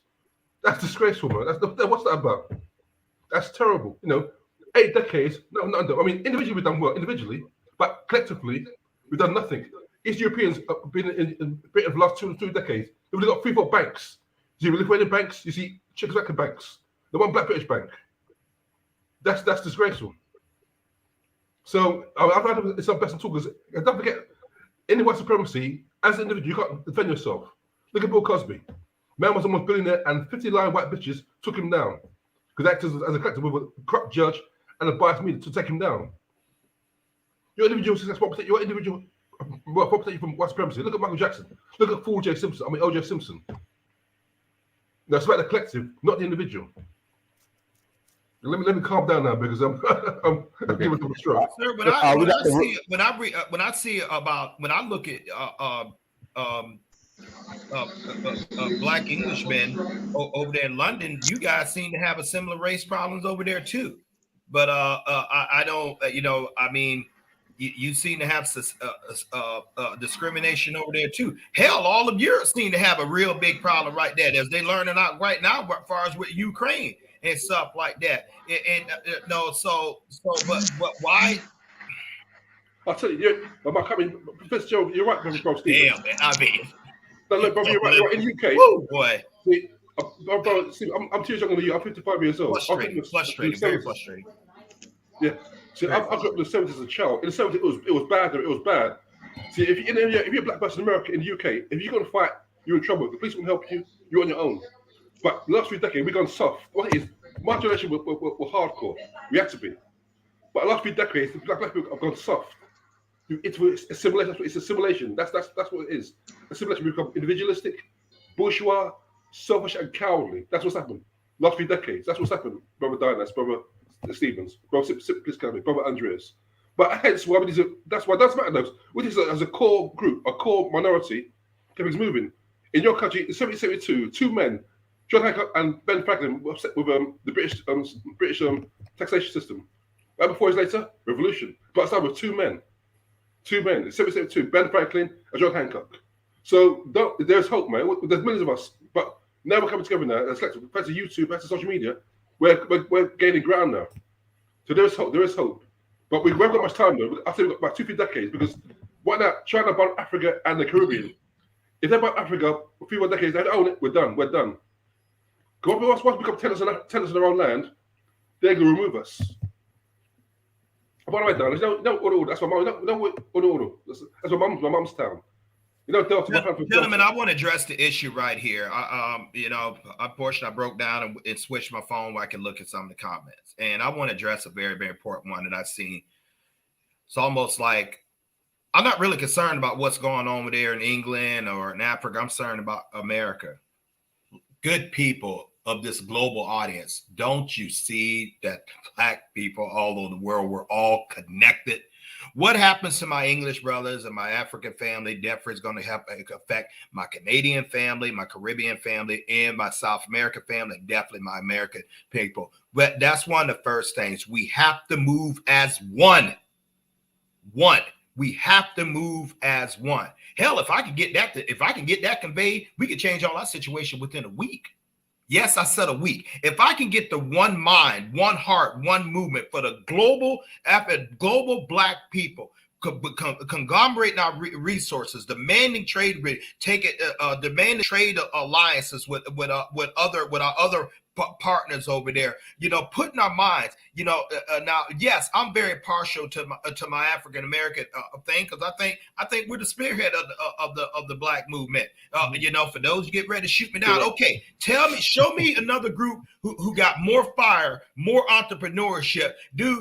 Black Americans, we ain't over there. Yes, sir, boss. Man, he hell with you. I tell you what, you don't mess around and get something around in there, and I'll build my own. And if you step out of pocket, I'll happy break something off of you. We take up for ourselves. We fight because we have had that. We don't take just the colonialism and thinking someone is superior to us because they taught. It's not a good two cents about that. So I see us as a spear. We are the #1 influencer of the global community.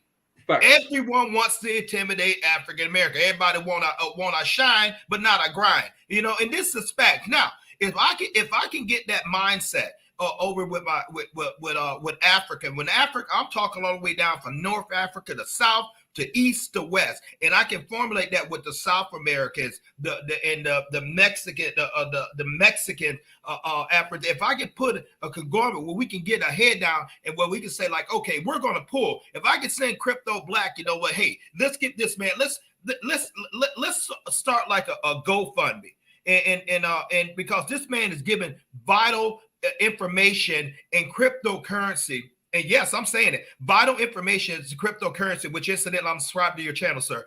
And let's put dollars. I'm talking about strong dollars for servers, for teachers, and let's just blow his channel up in such a way that he has the funds that he can get this movement, not just a little African American, but he can go all over the world with this type of knowledge. Do you understand? Crypto circumvents the Swiss franc, the British pound, the US dollar. Do you understand that? And we can get this man giving knowledge and putting something together where he could teach or get the St. Police Academy with this type of revolutionary type of thinking, or Mr. Andre or Mr. Jughead or Mr. Amir. We got the resources in our own community. Support these channels. Even my channel, Find Ways to Win, Fitzgerald Stevens, and we can put something together. But I don't put my channel up up on a part of any of these guys' channels, Crypto Black, man, I'll be the first one to sit up right there and send something as far as you to help you. Like, hey, I need a server. What do you need? What do you need to get this out to a global audience? What do you need to get this out to get the buy the media to put on to get this where your mainstream teach a particular audience? Man, we got the solutions in our own things. I refuse to give up on my Black family. I refuse. It's just something in me is not going to quit on it. So when I'm talking this, ladies and gentlemen, you guys may hear me bend cycle. Okay, he's saying something like African American. I'm talking about the Black family of the entire earth. I'm talking about us getting together, learning how to figure out to move together is one, with not one leader or a group of leaders situated where they have control. No, hell no. If you out of pocket, if you're not what's doing in the rest of the collective, we fire you. So we got regions, and but we're able to pull those resources. Well, we can't get resources. Mr. Crypto Back can teach me how to become a millionaire in 24 months, and I'm sure of that. I'm sure that if I follow his counsel, and I'm in the crypto, but I don't know what he knows, I'm sure that he can teach me, Fitzgerald, take this amount of your money, put it right here. And you know what, Mr. Crypto Back, hey, let me go ahead and pay you for your time, because I wouldn't pay Edwin. I would not sit up and go to Goldman Sachs and not pay them. I wouldn't ask them for the hookup. I wouldn't go and pay TJ Ameritrade or any other Nigerian exchange without getting their knowledge without expecting compensation. I wouldn't deal with him like that. If I'm going to pay that other cat, I'm going to pay this man too. And Fitzgerald, and real quick, we had a guy, man, just in 2020 got laid off. He joined our group, in our trading group. And then literally 2 months ago, he made $1 million off of something. Wow. So he was like, this heartfelt like message he got, like he wrote down, like in our group, like, you know what I mean? And he was like, man, I was on the verge. I had a problem with my baby mom, this and that. He was like, man, I was on the verge, of, what I mean, taking himself out. And he was like, till today, where he's like, yo, I made $1 million, and he showed his account. Like, you know what I mean? So it's just like, it's powerful. It's a lot of things. I'm seeing where it's coming. Like, I'm seeing people, their lives being changed. You see what I'm saying? And I think the problem is we're just seeing so much of the rhetoric, so much of the bad side of us. You look at something like another channel like Earn Your Leisure, what them guys doing over there. Right. You're seeing more of the Breakfast Club, and they're promoting, you know what I mean? People owning real estate and investments and stocks and stuff like that. You know what I mean? We're seeing it's more than what it was when I was growing up. You know what I mean?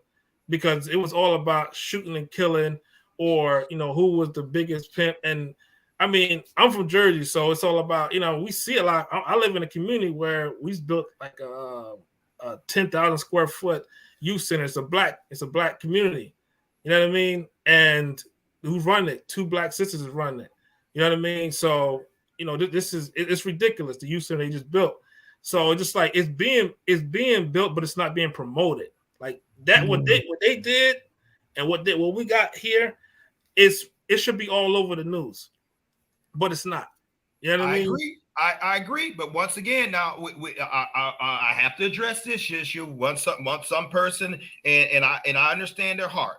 And I understand their heart. They probably have a similar frustration about me. Black people not going to come together economically. Hell, I'm talking about the ones who want to work together. I care less about the ones who don't. Yeah. I mean, if the 90 don't want to go with the 10, let the 90 go. Mm-hmm. I mean, that's where I am now. Yeah, that's where I am now. But I know what I just said back less than about 15 minutes ago about how I said that, but Black families helping pull sources and resources and stuff like that. I know this will work. I know just the 6 of us on this panel right now, and we get together and put our minds together. Okay, Cat, now how are we going to pull the resource? Well, resources. Well, hell, we need to be talking to Crypto Back. Fitzgerald, you good at promoting. You good at getting people riled up, man. And you good at marketing. You good at people to listen to you. You got a big voice, and you hear Amir do too. Yeah, big voice without Crypto's Back financing mean nothing. So we need to get on understand how this page is. He needs to get more support. Amir needs to get more support to get these guests out like this. And then we bring a real live G in like Simp Police Academy, almost like a young cat who's speaking with an elder type mindset. mindset. Then we gained this level-headed brother with Andre and said, oh, by the way, we got Mr. Jughead over the UK. He got similar things. See, you see the power you defragmented. You know, everybody think they got their own things. We're strong together as a fist. One finger can be broken easily. You know, and so this is what one of the things I see a solution. Like, damn, I mean, now we're sitting up here. I'm in charge. I'm energized again now because I'm talking to minded people who are like, man, Fitzgerald, there's hope. You just got to look at it a different way. And so I definitely see what cryptocurrency is doing. Do you guys know right now that cryptocurrency is such a threat? U.S. government over here already talking about, you know, bringing a Fed dollar, a federal cryptocurrency. They already Biden is already talking about legislation to go against cryptocurrency because he see what Bitcoin, Ethereum, and all these things are doing right now. You talk about the Ukrainians, cats like that, man. They was taking cryptocurrency cards for them. You know, but the interesting thing, man, this thing put minorities on a level where they actually don't need us. Yeah. They don't need the Bank of Barclays, the London Exchange. They don't need Goldman Sachs and Bank of America. They don't need a bank who Western Union our money.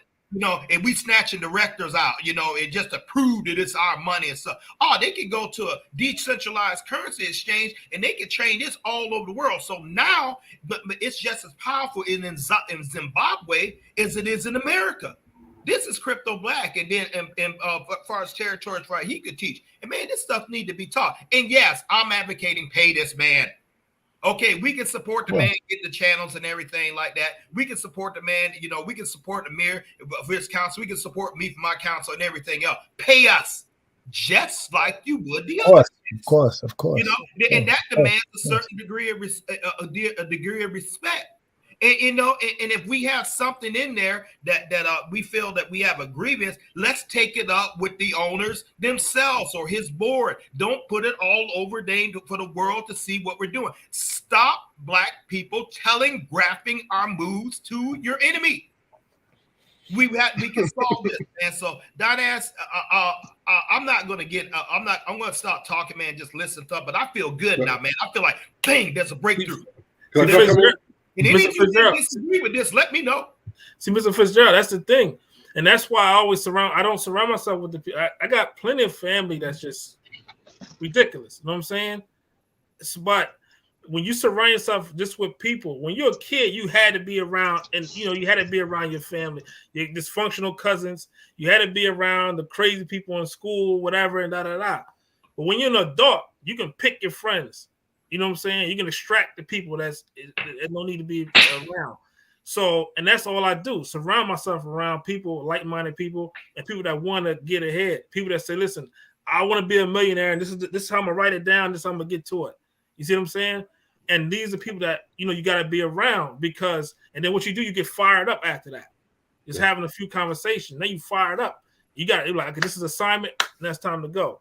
But if you're around people that's smoking and drinking, and that's all they want to do on the weekend, trust me, I don't smoke nothing like that, but I used to be sitting back every weekend. I used to be in Brooklyn, drinking, chilling, you know what I mean? Everybody else smoking and stuff like that in the project. We chilling, Jersey City, everything.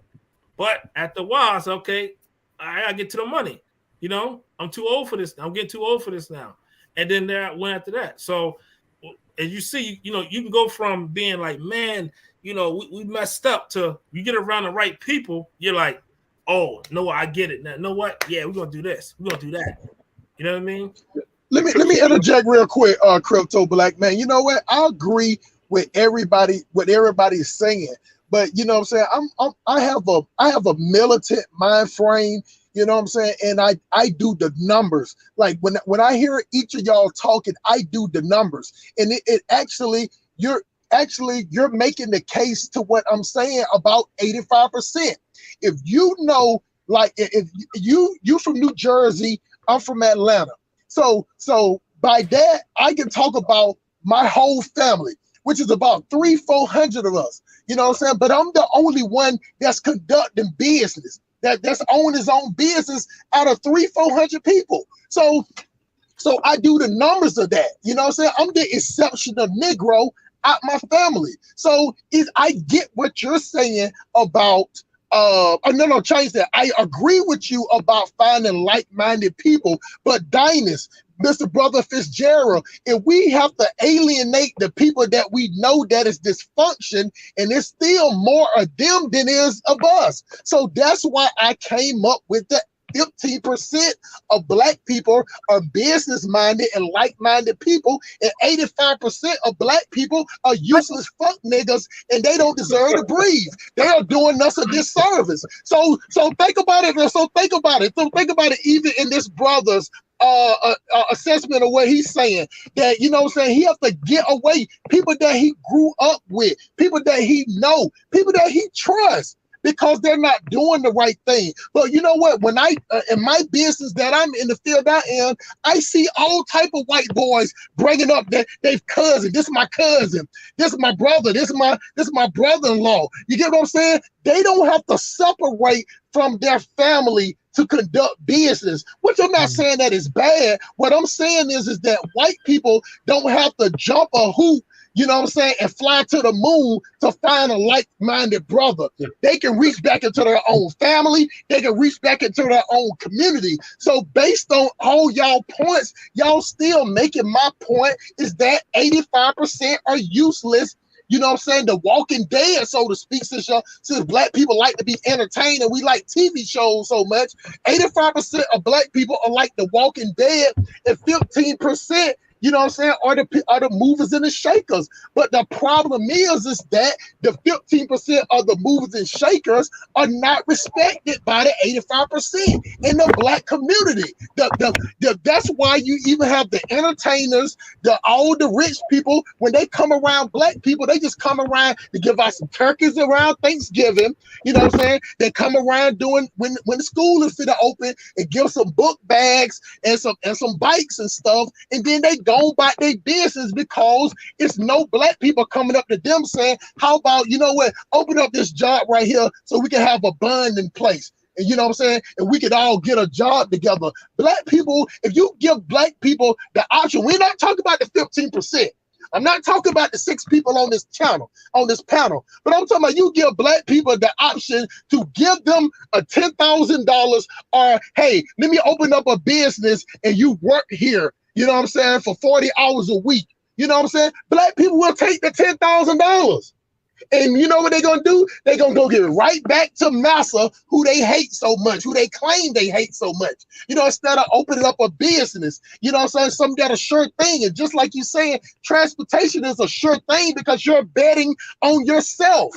You're betting on your own skill. You're betting on your own trade. So if you don't go out there and get that money, that means you ain't drive the miles for the day. It's self-accountability when it comes to these type of business. But black people will take that $10,000.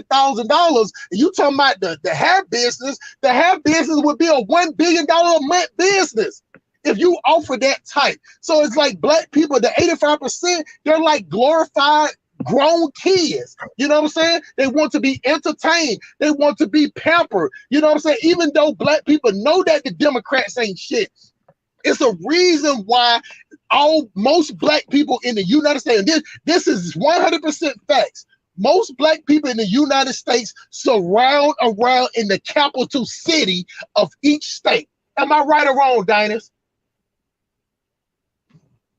You're right. This You're right. This is where we hover. We hover in every major city, and in every major city is ran by a Democrat. That's not coincidence. You get what I'm saying? So therefore you're getting fed poison by a Democrat face. So since it's a Democrat, you know what I'm saying, come around while you eating the poison, he tell you everything gonna be all right. You know what I'm saying? You got to trust in the Lord. You know what I'm saying? Look to the hills, which come your strength. You know what I'm saying? It's like they feed black people poison and Bible verses.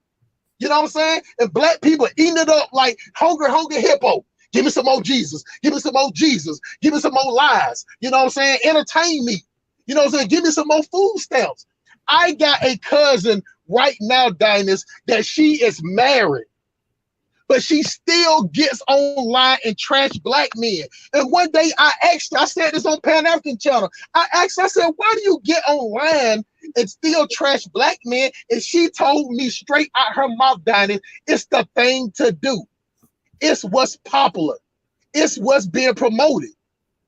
So she's married with kids, don't work, and she still spends her time online trashing black men because it's the thing to do. It's popular, and it's beneficial to black women to trash black men. It's profitable to trash a black man. You know what I'm saying? Even the women that don't trash black men, they scatter these booger wolves. You know what I'm saying? Because they stick together, even though they catty to the point that they'll mess with each other, man. But when it comes to forming like Voltron to attack a black man, they will, because they have the system in the media to do it. And as long as the media is on the black woman's side and against the black man, it is no win. Because no society in the history of societies have ever went anyway with the woman at the head. I yield the mic. Listen, let's bring one more caller on here. 1 second. U.S. lawyer, go ahead. Hi, how you doing today, gentlemen? I kind of lost my train of thought, but here's the thing. What I was going to point out is that the world is global now, and if you look at there's no power in this world that's not global. And if you look at when we made all of the greatest advances, is when we had global coalitions. Malcolm X was going back and forth to Africa. Martin Luther King was there in Ghana when they had the when they got their independence, and they were both talking about that. So during the 60s, that's when you had all the Africans where they were 50s and 60s. That's when they were getting their independence. But at the same time, the civil rights movement was moving here. It's because you really have to have global coalitions to do anything. And if you look at what's going on now with Ukraine, tiny little colony, U.S. colony, really corrupt U.S. colony, but it has a global coalition, and that's what you've got going on. What you've got going on right now is two global coalitions. You got the kind of Asian Eastern global coalition, which is going to consist of Russia, China, and some other people, and some African countries, and you've got the Eastern Bloc. And if you look at what was that? That was another global coalition. You had the Berlin Conference. They all got together. They split up Africa. So the bottom line is there's no power in this earth right now without a global coalition. Because the world is global. And if you look at the whole thing with Trump, Trump was a nationalist. That's why they kicked him out. The globalists got rid of him. He came in he was anti-globalist, and you see who won that battle. So all I'm going to say is that until we develop global coalitions, that's the only way we're going to move forward. The last thing I'm going to say is I got a website that's coming up in about 4 weeks. It's called theafricanunion.com. It's a site which is dedicated to connecting Africans up globally. So look forward to it. But other than that, that's all I need to say today. And I want to thank you, brothers, for everything you're doing. Thank you, sir. Appreciate it. Hey, Fitzgerald, we'll go ahead and close out. We'll let you. Andre, you got something to say? No, I just want to say I've been watching your videos, and I keep, man, I'm loving your videos. You know, of you in Nigeria and all that stuff. Super duper cool, super cool. I saw you on with Wode Maya and all those, super cool. You know, really good, really good. Yeah, for sure. Hey, Dinus, let me interject this one last thing, because elections finna come up. You know what I'm saying? We was talking about the 94 crime bill, you know, and all this what's going on. But let me tell you how the Democrat plantation strangled the black man. You know what I'm saying? It wasn't Joe Biden, it wasn't the Democrats that made it the law that convicted felons that could vote. You get what I'm saying? It was actually President Trump that did that. You get what I'm saying? But black men, even though these black men that had been affected by the 94 crime bill, even though Joe Biden and Hillary Clinton who lobbied for the bill, Joe Biden is the architect of the deal, these black men got out of prison, which they were sentenced 3 times harsher for a sentence same crime they would have committed a year before 94. They got out of prison and still voted for Joe Biden. So a lot of people always try to say that I'm talking shit about black women. That shows how stupid black men are too. You know what I'm saying? We can talk that kings and queens, but that is not king behavior. You know what I'm saying? For you to vote for the person that put you in prison. You get what I'm saying? Based on emotional. And I'll say this, and I'll always repeat this. A lot of black men out here, since we are raised up 70, I think it's 78% now by single black women, y'all ain't no better than the hoes that raised you. Y'all are strong like ox. You're built up like Samson, but in the inside, emotionally, y'all is feminist as RuPaul. Y'all might as well should be walking around here with some tree tuns on, wearing a Louis Vuitton purse, because you're thinking on an emotional level and not a rational level, not a logical level, to the point that you would vote against your oppressor. You know what I'm saying? And if you can't lead yourself to a good decision, how in the hell you think these black women is going to listen to everything you say? Only thing you're going to end up being is a battle bot for them. So they're going to call you. You're going to be her goon. You're going to be her shooter. You're going to be her dude that take her out to eat. You're going to be the one that's going to be a supersized simp, a buster from Augusta. You're going to be the one that cake for her and let her continue her super ultra mega thought lifestyle until she don't need you no more. And then she going to move along to the next simp that going to pay her to walk around in some leggings on. You know what I'm saying? This is what we're doing as black men. So it ain't black women. It's a totality. If it was just one side, I would not say we're doomed. We're doomed because it's the black men and the black woman doing the same thing. They participating in the same dysfunction while worshiping the oppressor. I digress, my brother. Appreciate it. My channel is called the Simp Police Academy. Y'all bring y'all ugly ass over there and get this work. Y'all need it. Y'all need it in your life, just like y'all got White Jesus Sunday. Come over here and get this work. Okay. Go ahead and close this out, Fitzgerald. Well, my brother, I appreciate those passionate words, but I'm going to correct you on that. I'm going to don't want to default to black single women as hoes. Can't do that. You know, everything else can't do that. And of course. my mother was a black single woman. I dang sure know that. But so can't rock like that. Your black single mother don't stay in Atlanta. I stay in Atlanta. I call whole behavior. I call queen behavior. I get it. Hold on for a second, Fitzgerald. You took it personal to your situation. I stay in a city. Not take it personal. No, yes you did, because you started talking about what your mom is. So if your mom doesn't fit the bill, she doesn't fit the bill. But me and Dinah stay in Atlanta. We know what we see on a daily basis. You got women out here having sex all over, on OnlyFans having sex all over, got their kids in here, butt naked out here in the streets with their kids in the car, butt naked dancing in front of everybody. That is not queen behavior. If we don't call ratchet behavior what it is, that's it. Because I would never call a sister that's sitting up here with, you know what I'm saying, that's not acting like that a hoe. But I ain't finna call no prostitute or female that I know that's selling that butt a queen. She is a hoe. She is a prostitute. You get what I'm saying? And if the G-string fits, she's gonna wear it and she's gonna twerk it around. And matter of fact, she'll tell you she a hoe. She'll tell you she a bitch. She'll tell you that she sell pussy. She'll tell you that nobody can. And then and after she say all that, brother Fitzgerald, then she'll turn around and get religious on you and tell you nobody can judge her but God. You know what I'm saying? But I digress. But I agree with what you're saying. Go ahead and continue, my brother. No, sir. What you were saying, what you're saying is the one who fits the behavior. That's what you're applying the title to. The ones who don't, that you don't apply that title to. Okay. True. Now I understand. Okay. And so, hey, you know what? My closing is simply this. I'd like to thank each and every one of the panelists, starting first with our gracious host, Diana Samir, giving us a voice to share these opinions to come together. I also like to thank Simp Police Academy for his passion and his truth. For speaking about the words that need to be said and need to be heard, because evidently the nice goody guy simp behavior delivery system of this stuff simply out working. Hard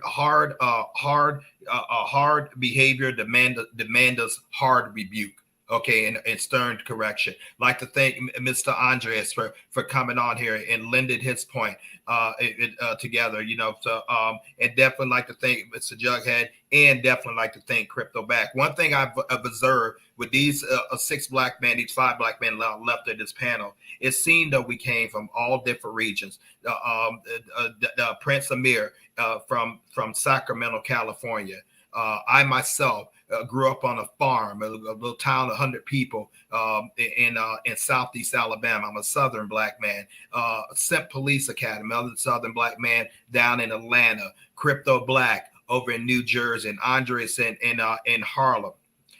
Pretty good memory. I'm impressed with myself. But nevertheless, we all shared this conclusion that, you know, this type of dumb behavior, this type of destruction behavior cannot tolerate. And Brandon, as of right now, you gave me a solution for as St. Police. You gave me a pollution. I guess I'm thinking about Brandon. It is this. Well, as of right now, hell, I only deal with the 15%. You know, that's simple. I went trying to take everyone behind and pull everyone, and I needed some cat to shock me like St. Police Academy did, like Fitzgerald. You can't take everyone, because I want to take everyone. Leave no one behind. You know, the old military, but if they want to get left behind, they lead them behind. Harriet Tubman made it perfectly clear. I could have took more slaves with me if they wanted to be free.